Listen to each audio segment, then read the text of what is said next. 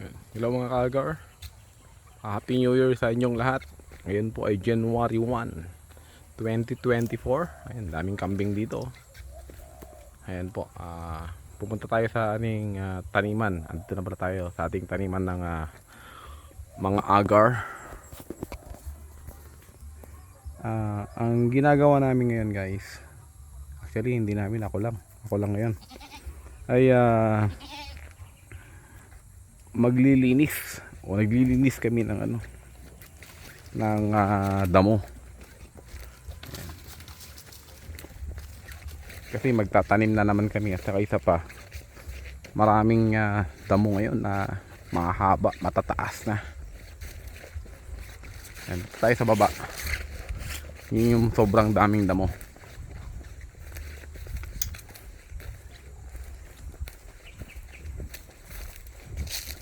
Linis tayo ng damo guys, para hindi makagawan ng vitamins yung mga tanim nating mga Aquilaria microcarpa, Malacensis, Cominiana, at kung ano-ano pang variety dyan. Ay, niiwan ko yung ko rito yung grass cutter. Ayun yan guys, ang dami nating tanim. Yan. Mga iba dito namumunga na, nakunan ko na. Yung iba hindi pa namunga, pero sigurado next season, June, namumunga na yan mga yan.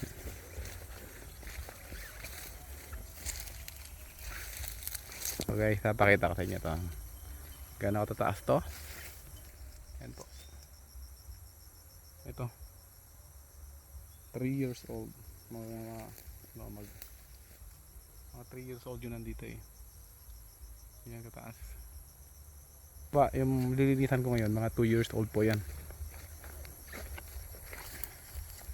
Itong nandito sa pababa, 3 years old to mga to.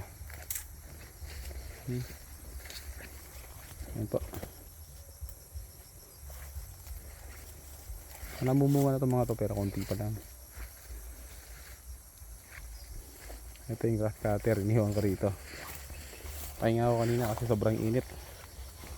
Yan guys, yan yung gamit ko. May Google tayo para hindi pa sa mata yung mga tumatalsik na tamo. Itong gamit ko ay 4 stroke. Nabili ko lang to sa sa isang kaibigan. Hindi na daw niya ginagamit, hindi niya ginamit talaga, never been used ito. 6,000 niya binigay sa akin, pero 8,000 daw ang presyo talaga nito nung binili nila. Ayan, 6,000 na nabigay sa akin to.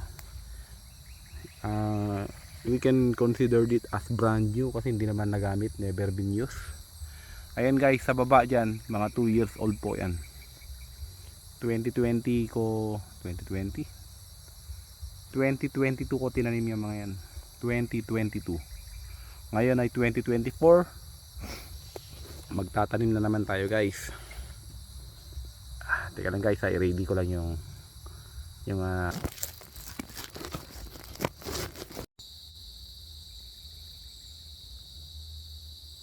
pakita ko sa inyo gaano katataas ang mga damo dito aking lilinisan. Okay, let's go guys. Ito tayo sa mas madamong bahagi. Ito, konti lang tanim dito, tatamnan ko to guys. Ang sabi ni father-in-law ko, dito ko daw itatanim ang kinam. Pero hindi, doon ko banda itanim sa malapit sa kubo para lalo ko siyang mabantayan. Kasi gustong gusto ko ng kinam na yan.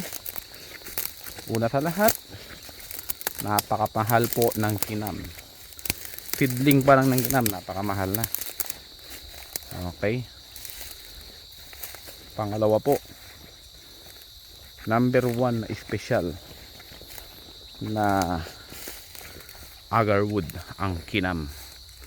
Pag sinabi mong kinam, number 1 po yan. Alright. So magtatanim po tayo ng kinam dito sa Lanao del Norte. Alright. Yan yan guys, Kita nyo, ito yung kulay brown siya kasi nalinisan ko dito. Nalinisan na namin dito. Diyan kulay green pa lang. Napaka madamo, di ba? Kita nyo?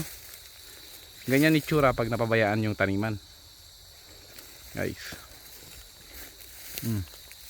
Ayan o, ito yung tanim namin o. 2 years old po yan. Nasa ano, mga 10 feet ganun ang taas niya. 10 feet ganun po yan. Nakahalo dyan sa mga damo, yung mga ganito. Ganyan puno. Malasensis po yung dito area. Malasensis sa mga tanim namin dito. Okay? Oh. Alright guys.